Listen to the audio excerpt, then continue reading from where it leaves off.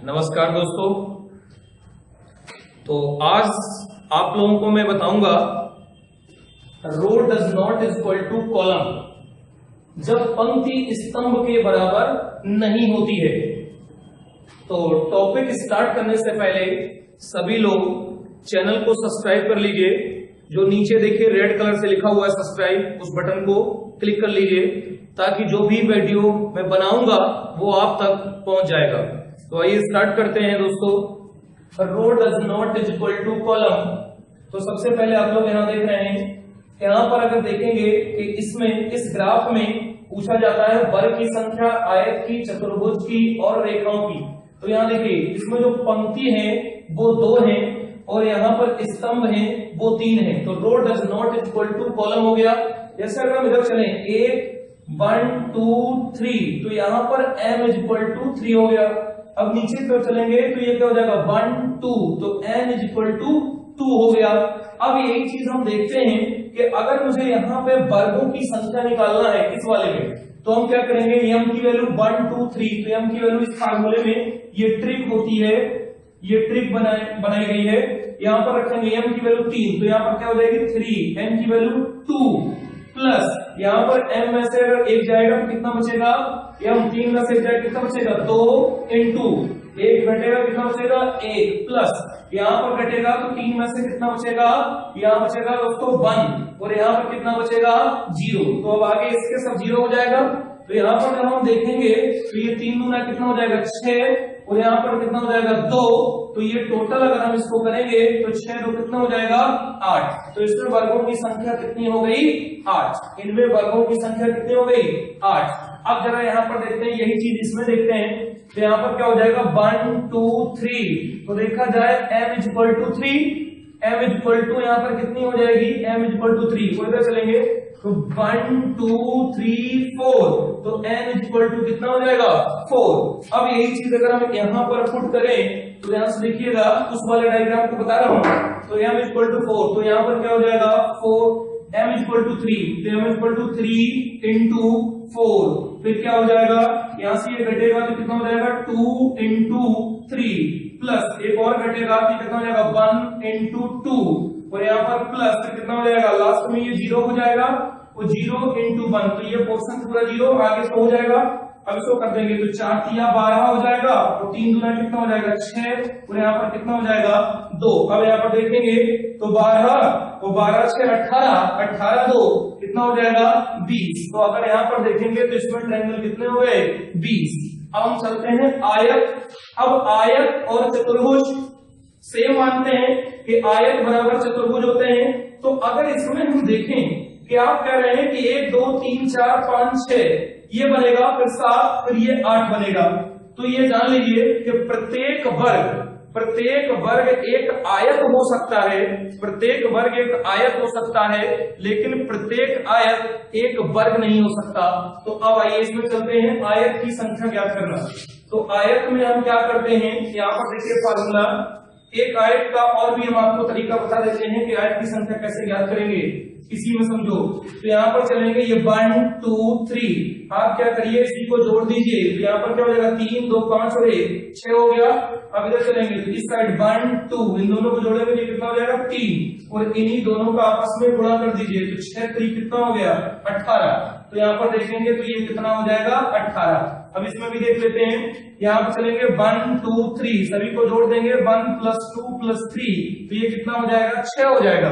अब यहाँ पर चलेंगे तो ये क्या हो जाएगा 1 + 2 + 3 + 4, तो 4 3 7 3 10, तो ये कितना हो जाएगा 10। अब 10 में इससे हम गुणा कर देंगे तो ये क्या हो जाएगा 60, तो इसमें कितना आ जाएगा 60। तो आयत की संख्या इसमें हो गई 60 और इसमें भी हो गई 60, क्योंकि आयत बराबर क्या होते हैं चतुर्भुज। तो इसमें 18 हो गया तो इसमें भी 18 हो गया।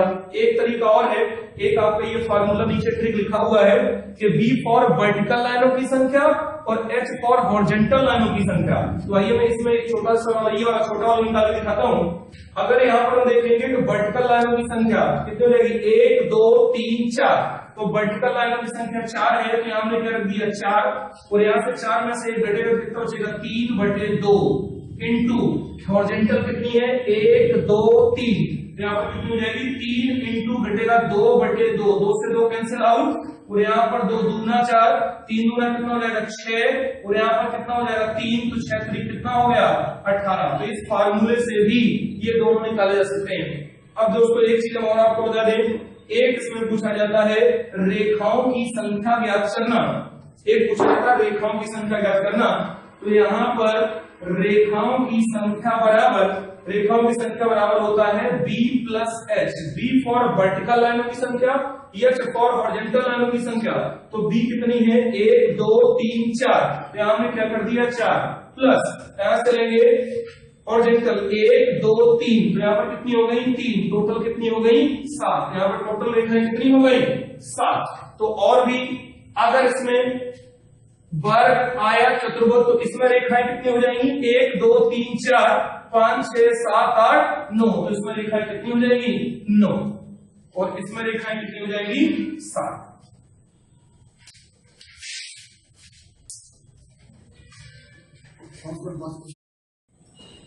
तो देखिए दोस्तों, इसमें पूछ जाते हैं वर्गों की संख्या कि इसमें कितने वर्ग हैं, इसमें कितने वर्ग हैं। तो मैं आपको वर्ग बता दिया हूं कि इसमें क्या है, रो इज इक्वल टू कॉलम है, तो रो इज इक्वल टू कॉलम है, तो इस पे काउंटिंग करना है 1 2, और इसका स्क्वायर करके जोड़ देना है। तो ये क्या हो जाएगा 1 स्क्वायर, और यहाँ पर 2 स्क्वायर, तो 2 एकम 2 प्लस 4 इक्वल टू टोटल कितने हो गए 5। तो इसमें कितने वर्ग हो गए 5। अब इसमें देखेंगे तो पहले हम बड़े वाले को, अंदर वाले को भूल जाते हैं, ये सोचते हैं कि अंदर नहीं है, तो इसमें कितने होते, तो यहाँ पर 1 2 स्क्वायर कर देंगे और जोड़ देंगे, तो 2 दूना 4 4 और 1 5, तो बाहर वाले में 5 हो गए। अब जरा देखेंगे अंदर वाले में आ जाते हैं कि अंदर वाले में 5 है, तो 5, अब ऊपर वाला कुछ देर के लिए भूल जाते हैं, तो अंदर वाला 5 होगा, तो अब इसमें भी कितने हो जाएंगे 5, तो ये क्या हो जाएगा, जैसे यहाँ पर 1 का स्क्वायर 2 का स्क्वायर जोड़ेंगे तो कितना हो जाएगा 5, तो ये 5 हो गया। अब 5 5 कितने हो गए इसमें वर्ग, इसमें हो गए 10। अब इस चीज पे आ जाते हैं, अगर सोचो कि अंदर का नहीं है, तो यहाँ पर क्या हो जाएगा 1 का होल स्क्वायर 2 का होल स्क्वायर, तो अब यहाँ पर क्या हो जाएगा कर देंगे, तो 2 दूना 4 और 1 5, ऊपर वाले भी 5 हो गए, तो इसमें भी कितने होंगे 5 होंगे, और अंदर वाले भी कितने होंगे 5 होंगे, तो इसको जब जोड़ देंगे तो 5 किया कितना हो गया 15, तो इसमें कितने वर्ग हो गए, इसमें जो वर्गों की संख्या हो गई वो कितनी हो गई 15 या 15 हो गई। अब यहाँ पर देखते हैं, इसमें अगर पूछ ले थोड़ा सा बड़ा कर दे, तो सबसे पहले इसमें वही करेंगे 1 2 3 4, सभी का होल स्क्वायर कर देते हैं, सभी का होल स्क्वायर जोड़ देते हैं, तो 4 को यहाँ पर क्या हो जाएगा, पहले यहाँ नीचे लिख लेते हैं, तो 1 प्लस 2 दूना 4 प्लस 3 3 का 9 प्लस 4 4 16, तो 16 4 20 20 और 10 कितने हो गए 30, तो जो बाहर वाला है उसमें कितने बन गए 30। अब इसमें चलेंगे, हम जानते हैं 5 इसमें बनेंगे, 5 इसमें 5 इसमें 5 इसमें, तो 5 को 20, तो 20 इसमें और जोड़ देंगे, तो ये टोटल कितना हो जाएगा 50, तो इसमें कितने वर्ग हो गए 50 वर्ग।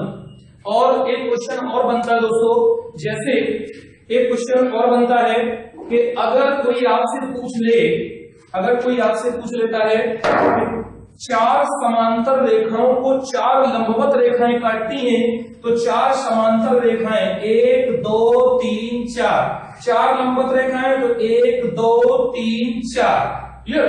तो इसमें पूछेगा 4 समांतर रेखाओं को 4 लंबवत रेखाएं काटती हैं, तो कितने वर्ग होंगे, कितने आयत होंगे, कितने चतुर्भुज होंगे। तो देखिए क्या करना है, ये बन गया यहाँ पर 1 2 3, अब सबका होल स्क्वायर करके जोड़ देंगे, तो क्या हो जाएगा 1, और यहाँ पर क्या हो जाएगा 2, यहाँ पर क्या हो जाएगा 3, तो 1 प्लस 4 प्लस 9, तो ये कितना हो जाएगा 14, यह हो जाएगा 14। ये इसमें क्या हो गए वर्ग हो गए। अब कोई इसमें पूछ लेगा आयत कितने होंगे, तो आयत के लिए क्या करते हैं 1 का क्यूब 2 का क्यूब 3 का क्यूब, तो कर देंगे तो ये कितना हो जाएगा 1, यहाँ पर 2 में 4 दूना 8 और प्लस 3 3 का 9 3 27, तो 27 और 1 28, और 28 में 8 जोड़ेंगे तो 8 में 16 6, यहाँ 16 1 कितने हो गए 36, तो ये क्या हो गए इसमें 36 आयत हो गए।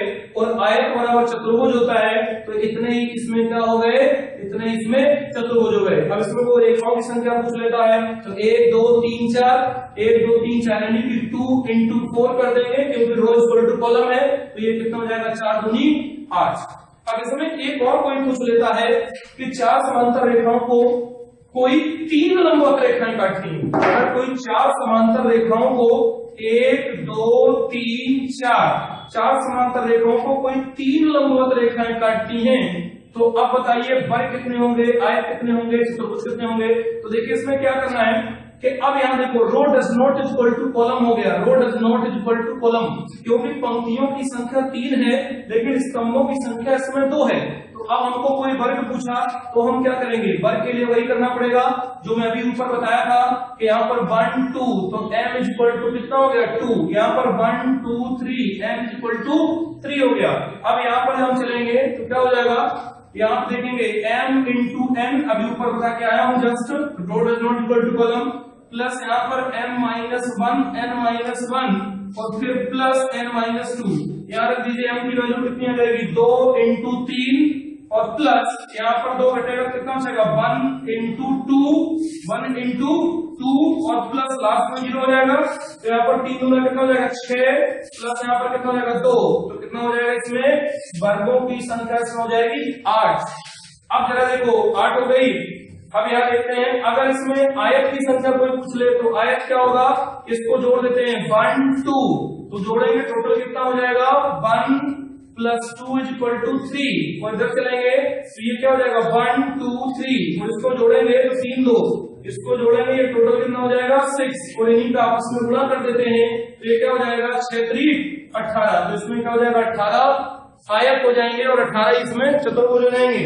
अब जरा देखिए रेखाओं की संख्या कितनी होगी, तो रेखाओं की संख्या इसमें होती है b प्लस h, तो ये क्या हो जाएगा 1 2 3 4 5 6 7। ओके दोस्तों, अगर कोई प्रॉब्लम होती है, कोई क्वेश्चन फंसता है तो आप मुझे व्हाट्सएप कर सकते हैं, आप जो है कमेंट्स कर सकते हैं, और सबसे ज्यादा तो आप इसको सबसे पहले इस पर सब्सक्राइब कर लीजिए ताकि कोई नया वीडियो जब बनाते हैं तो आप तक पहुंच जाए। Thank you.